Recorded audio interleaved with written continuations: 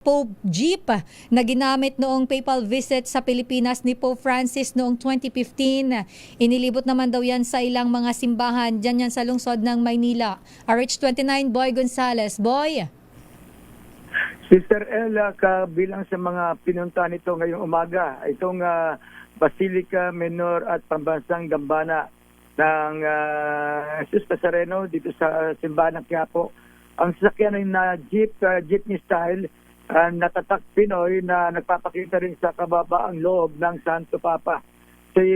Sa Pope Job, yung Pope Jeep, inilagay din yung isang malaking life size na ni Pope Francis. Maraming nagpalitrato rito tulad ng mga deboto ng Black Nazarene na nagsimula sa Basilica Menor ngayong huling Biyernes ng Abril. Sinabi ni Emil Lorenzo ng Armored Transport Plus Incorporated, hiniling ng mga simbahan na mailibot ang Pope Jeep kasunod ng pagpanaw ni Pope Francis. Kaya pinelserba at inilagaan nila ang naturang Pope Jeep sa bahagi ito ng kasaysayan at sinakyan ng Santo Papa. Mamayang hapon naman, ang Pope Jeep ay dadalhin sa San Antonio Paris at sa lungsod ng Makati. Ito si Boy Gonzales para sa Disyaryo Una sa Pilipinas. Kuya Boy. Una sa Pilipino. Kuya Boy, so maglilibot pa sa ibang mga simbahan yan? Ang nakaano lang, pagkatapos dito sa Quiapo.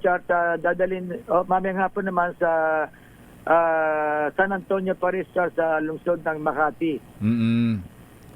Bukas, saan pupunta yan?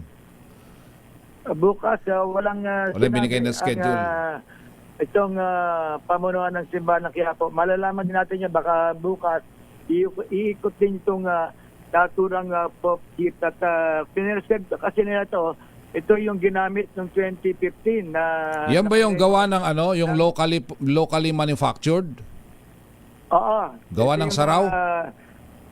Gawa ng Saraw. Armored Transport Plus. Armored Plus ang Sinabi gawa yan niyan. Yan, okay. Sabi ni Emil Lorenzo, yung Pope Jeep na yan, yun ang ginamit. Okay. Salamat, Kuya Boy. Balik sa iyo, Laki Raymond. Dummy.